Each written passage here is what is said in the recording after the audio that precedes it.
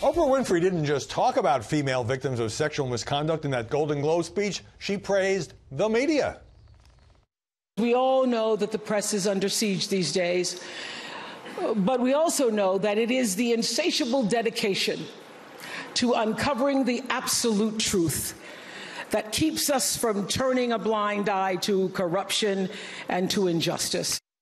And the press rewarded the favor by practically drafting her into the 2020 presidential campaign. My head is going to explode. It's going to explode right here. So will Oprah Winfrey actually run for president? Joining us now to analyze the coverage in New York, Lynn Scher, a former correspondent for ABC News. And in L.A., Christina Bellantoni, assistant managing editor of the Los Angeles Times. Lynn, what explains this absolute explosion, not just of punditry, but of news coverage, front page of the New York Times and Washington Post, for example, that Oprah Winfrey, based on one speech on an award show, is practically the front runner for the Democratic nomination? This will totally shock you, Howie, but celebrity sells. And famous names, people buy papers, eyeballs. And by the way, she is not the first famous media star to be thought of as running for president. Tom Brokaw was asked by some powerful friends to run. Walter Cronkite, former CBS anchor, was actually floated as a possible vice presidential candidate with George McGovern in 1972. Yeah. Many years later, Cronkite said, yeah, he would have done it. And a bunch of other journalists have actually run, and some won, run for seats in Congress. And some of them have actually served reasonably well. This is about the nexus of fame and power. Right. So the most powerful office in the land and the people who cover it and hover around it. Right. Of course they're going to be considered. And I don't want to spoil the fun, but Christina, Oprah told Bloomberg News backstage that she had no plans to run. One of her closest friends, Gayle King, we showed earlier on CBS, saying she hasn't said she's going to run. Maybe she'll think about it. So for the media, it really didn't matter whether it was true or not. Well, and one of the problems with some of the coverage, not everybody, but the majority of the coverage didn't really get into the data or substance. For example, looking at Oprah Winfrey's campaign donations, which is something we did at the LA Times. You know, she gave to Arnold Schwarzenegger, a former Republican governor here in California. She's given money to Cory Booker in the past, who could run himself in 2020. So some of those things, she's given a lot of money to the DNC and the Democratic Senatorial Campaign Committee over the years, and obviously to the Obama campaign. So having sort of a substantive look at this could be more interesting. You know, has she voted in every election? What do the polls say? There actually was a new poll that came out on Friday that said that she would defeat President Trump in 2020 50-39.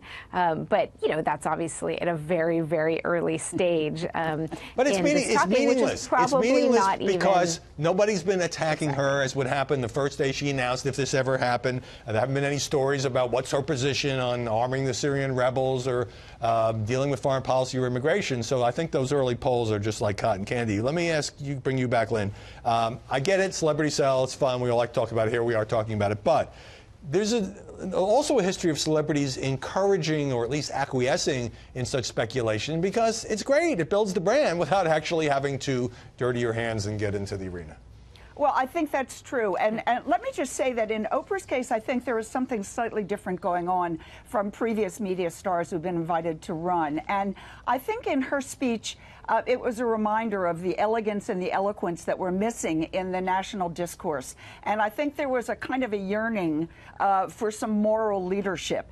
Now, having said that, I don't believe that she's actually thinking of running. I want to read you something from an interview I did with Oprah back in 2010 for a cover story for Parade magazine.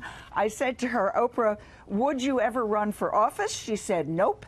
I said, because? And she said, because I know my lane and I can drive very well in it, and I don't want to get in that lane. Now, I haven't a clue when the last time was Oprah actually took the wheel, but I do know she knows how to put on the brakes. She knows how to stay in the lane. Now, there was a tweet from NBC on its corporate account, Christina, that said, nothing but respect for our future president, picture of Oprah Winfrey. Took 12 hours to delete, and then NBC had this lame explanation about it was a shadowy third party. I think that kind of underscored, even if it was a mistake, you know, the media would love to see Oprah Winfrey run for president. Well, look, I mean, we talked about it at the beginning of the show. Our readers were very interested in this story. She is one of the most globally known people in America. So, you know, getting into the details is interesting. And just to Lynn's point, you know, I covered her in 3 different states when she was campaigning for Barack Obama's candidacy in 2007 and 2008. And she's got some political talent. You know, she tailored her message. She went from Iowa to South Carolina to New Hampshire, here in California, and she had different messages in each. And really made clear she's not interested in politics. And even Obama made this joke, you know, somebody shouted from the crowd, you know, she should be your running mate. And he said, you know, you realize that would be a demotion. And that's part of it is, yes, we're at this moment where we could say celebrities, you know, could make a president because look at President Trump and that's the world he came from. There's already been a couple of stories, if you're popular, why do it? Where about the questionable medical treatment she's backed in the past. She has a mixed business record with the OWN network and other things. So that's just a taste of what actually would happen. I think, and Howie, I think the bottom line on her is she's way too smart to run. All right, I like that.